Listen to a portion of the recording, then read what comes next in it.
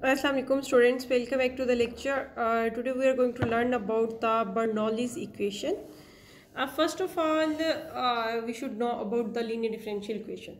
As we discussed in our previous lecture about the linear differential equation, that the linear differential equation is of the form where we have a equation that is linear in the derivative and the polynomial of unknown function y. As in the form say p of x is a function of x, here we have p of x and y, and equal to some function of x that is q of x. This is the form of linear differential equation in which y is the unknown function or y is the dependent variable. इस form की जो linear differential equation है इसका हमने solution जो है वो already हम डिस्कस कर चुके हैं कि इंटीग्रेटिंग फैक्टर फाइंड करेंगे, फिर इंटीग्रेटिंग फैक्टर फाइंड करने के बाद उसको हमें मल्टीप्लाई करवाना होगा लेफ्ट साइड पे y से, राइट साइड पे q x से, तो वो फिर उसकी दोबारा से इंटीग्रेशन करनी है। तो वो सोल्यूशन की फॉर्म हम लीनियर वाली जो है वो ऑलरेडी डिस्कस कर चुके हैं। अब हम क्या करने जा रहे हैं कि बर्नौलीज इक्वेशन डिस्कस करने जा रहे हैं। एक तो हम बर्नौलीज इक्वेशन डिस्कस करने जा रहे हैं, दूसरा हम जो है वो डिफरेंस देखेंगे बर्नौलीज का लीनियर के साथ। अब लीनियर वाले केस में यहाँ पर हमारे पास q ऑफ x था, ठीक है, और साथ y वाली हमारे पास कोई भी टर्म जो है वो नहीं थी, लेकिन यहाँ पर हम कह रहे हैं कि y raise to power n, और यहाँ पर n की वैल्यू जो है वो 0 और 1 के अलावा कुछ भी हो सकती है। तो ये लाइक करेगी इस तरह की हमारे पास एक इक्वेशन होगी, इसमें y जो है मतलब इस y raise to power n की वजह से ये जो इक्वेशन है ये लीनियर भी नहीं रहेगी। तो बर्नौलीज इक्वेशन जो है वो हमारे पास लीनियर नहीं है, लेकिन इसको हम रिड्यूस कर सकते हैं लीनियर में।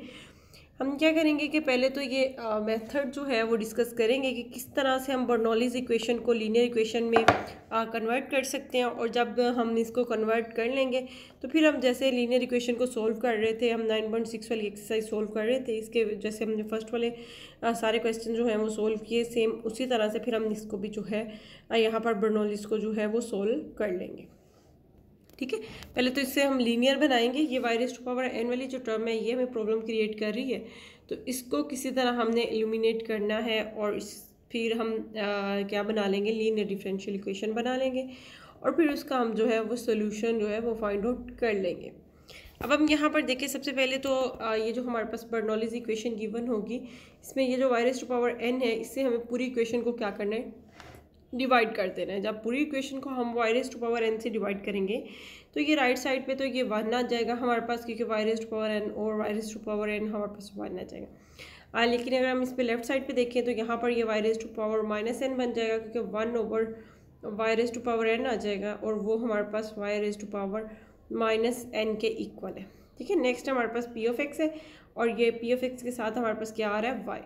अब इस y में y ओवर यहाँ पर बेसिकली हमारे पास बन जाना था y over y raise to power n, क्योंकि पूरी इक्वेशन को हम y raise to power n से जो है वो डिवाइड कर रहे हैं। तो ये हमारी बन जानी थी y रेज़ टू पावर 1, ये हमारी वहाँ पर पावर 1 है, और जो नीचे हमारे पास डिनोमिनेटर में पावर आ रही है वो हमारे पास यहाँ पर नेगेटिव भी आ जाएगी, बेस सेम है, तो ये 1 माइनस n आ जाएगा ये वाली टर्म। अब यहाँ तक हम पहुँच गए। अब इससे आगे देखिए, क्योंकि हमने जो लीनियर इक्वेशन ली थी उसमें हमारे पास ये वाला जो कोफिशिएंट था यहाँ पर y था, just y raise to power 1 था। अब हमारे पर यहाँ पर y raise to power 1 minus n आ रहा है, तो हम इसकी प्लेस पे कोई ऐसा वेरिएबल रिप्लेस करते हैं जिसमें हमारे पास जिसकी पावर जो है वो 1 ही आ रही हो। अब इसीलिए हमने ये जो हमारे पास टर्म आ रही थी y raise to power 1 minus n, इसको हमने पुट कर लिया u के इक्वल। अब जब इसको हमने u के इक्वल पुट कर लिया y को, तो जो हमारा डिपेंडेंट वेरिएबल था वो हम बेसिकली वेरिएबल चेंज कर रहे हैं y के प्लेस पे u, तो फिर dy ओवर dx की प्लेस पे भी हमें du ओवर dx की ज़रूरत है। तो फिर हम इसका ये जो y is equal to y raise to power 1 minus n is equal to u हमने लिखा है, इसका हम ले लेते हैं डेरिवेटिव। जब इसका हम डेरिवेटिव लेंगे तो ये हमारे पास बन जाएगा कि हमारे पास y raise to power 1 minus n है, तो ये हमारे पास 1 माइनस n इसकी पावर स्टार्ट में आ जाएगी, और फिर इसकी पावर में से हम क्या करेंगे कि 1 ऐड कर वो सब्ट्रैक्ट कर देंगे क्योंकि डेरिवेटिव ले रहे हैं, और फिर ये dy ओवर dx हमारे पास आ जाएगा, और राइट साइड पे हमारे पास du ओवर dx। तो इसमें हमारे पास ये वाली जो टर्म है ये, ठीक है, इस टर्म को हमने एक साइड पे रहने दिया, और 1 माइनस n को जो है वो हमने राइट साइड पे उठा के ले गए। अब इसको हमने इसी वजह से जो है वो लेफ़्ट साइड पे रहने दिया, क्योंकि ये पूरी की पूरी y raise to power n d Y over D x, ये हमारा इस एक्सप्रेशन के इक्वल आ जाएगा और ये हम पुट कर देंगे। और y raise to power 1 minus n, ये तो हम यू के इक्वल पुट कर रहे हैं। तो ये दोनों वैल्यूज़ हम पुट कर देंगे। पुट करने के बाद जो हमारे पास इक्वेशन आ गई है न्यू वेरिएबल्स में, वो हमारे पास एक्स और यू हैं, वो ये इक्वेशन हमारे पास बन जाएगी। अब जो हमने लीनियर डिफरेंशियल इक्वेशन की फॉर्म पढ़ी थी, जिसके लिए हम सोल्यूशन का मेथड भी हमने डिस्कस किए थे, उसमें हमारे पास क्या था कि ये जो कोफिशिएंट होता था डेरिवेटिव का, वो 1 होता था। यहाँ पर हमारे पास coefficient 1 minus N raise to power -1 है। तो हम पूरी इक्वेशन से क्या करते हैं कि इस 1 माइनस एन से जो है वो पूरी इक्वेशन को मल्टीप्लाई करवा देते हैं। पूरी इक्वेशन को मल्टीप्लाई करवाएंगे, ये तो हमारी इसके साथ मल्टीप्लाई होगी, 1 आ जाएगा। यहाँ पर 1 माइनस एन आ गया और इधर भी हमारा 1 माइनस एन आ गया। अब एन क्योंकि कांस्टेंट है तो 1 माइनस एन एक कांस्टेंट कोफिशिएंट आ रहा है, उसकी वजह से कोई प्रॉब्लम नहीं है। और ये हमारे पास लीनियर डिफरेंशियल इक्वेशन की फॉर्म जो है, हमने जनरल फॉर्म जो पढ़ी थी उसी फॉर्म में आ गई। हमने जो फॉर्म पढ़ी थी वो basically d Y over D x की फॉर्म में थी, प्लस हमारे पास आता था पी ऑफ एक्स, और पी ऑफ एक्स के साथ हमारे पास प्रोडक्ट आता था वाई का, और राइट साइड पे हमारे पास आता था क्यू ऑफ एक्स। अब यहाँ पर क्यू ऑफ एक्स और पी ऑफ एक्स तो कॉमन है, लेकिन अब वेरिएबल हमने वाई की प्लेस पे यू ले लिया है, तो यहाँ पर हमारा D U over D X आ गया और ये भी हमारा वाई की प्लेस पे आ गया यू। तो ये सेम वही फर्स्ट ऑर्डर डिफरेंशियल इक्वेशन जो थी वही फॉर्म हमारे पास बन गई है। अब फर्स्ट ऑर्डर डिफरेंशियल इक्वेशन का सोल्यूशन हम जिस तरह से प्रीवियस क्वेश्चन फाइंड कर रहे थे उसी तरह हम फाइंड करेंगे। अब यहाँ पर हम क्वेश्चन डिस्कस कर लेते हैं। सबसे पहले ये 13 वाला क्वेश्चन है। 12 तक वाले क्वेश्चन जो हैं वो बर्नौलीज़ इक्वेशंस नहीं हैं, वो लीनियर ओडीज़ ही हैं और उनका सोल्यूशन हम ऑलरेडी डिस्कस कर चुके हैं, उनकी आपने प्रैक्टिस करनी है।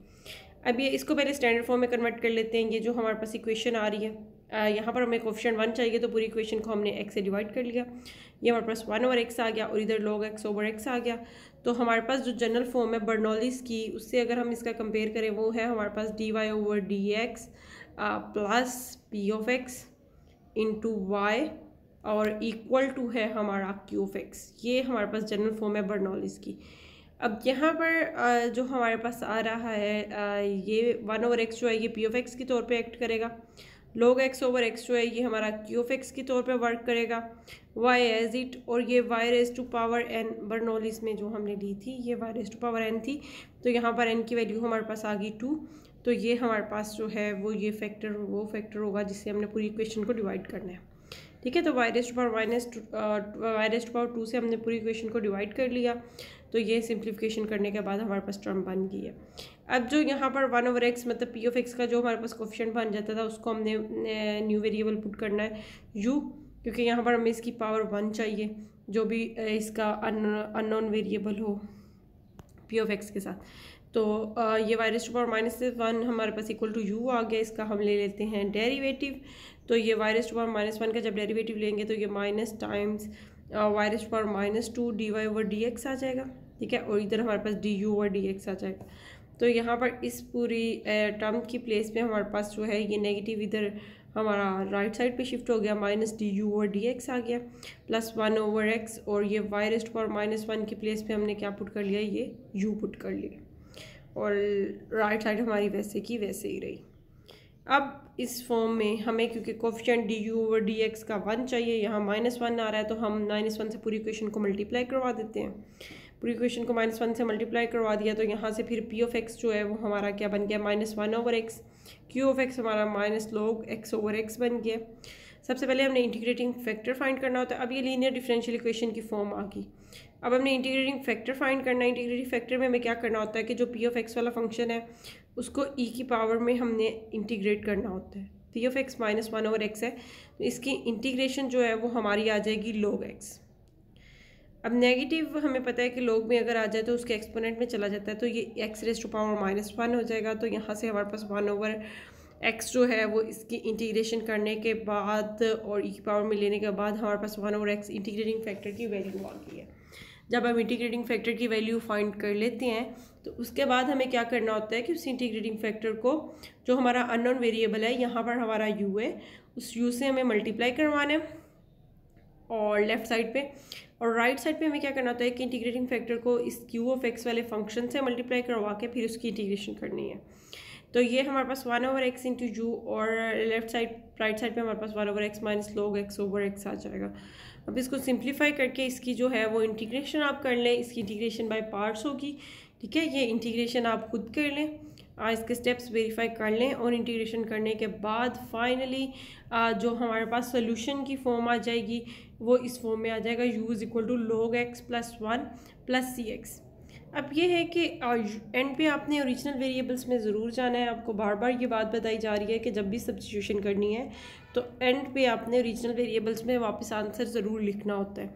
अब ओरिजिनल वेरिएबल हमारे पास y और x थे, और u हमने जो है वो y⁻⁻1 की प्लेस पे पुट किया था, तो यहाँ पर फिर y⁻⁻1 हमारे पास आ जाएगा लेफ्ट साइड पे, और राइट साइड पे तो वही x का फंक्शन है तो वो तो एज इट आ जाएगा। तो ये हमने इस बर्नौलीज़ इक्वेशन का सोल्यूशन फाइंड कर लिया। मेन स्टेप्स जो इसमें हमारे पास नई चीज़ आपको मिल रही है वो यही है कि किस तरह से हमने जो है वो बर्नौली इक्वेशन को रिड्यूस करना है लीनियर डिफरेंशियल इक्वेशन में, ठीक है।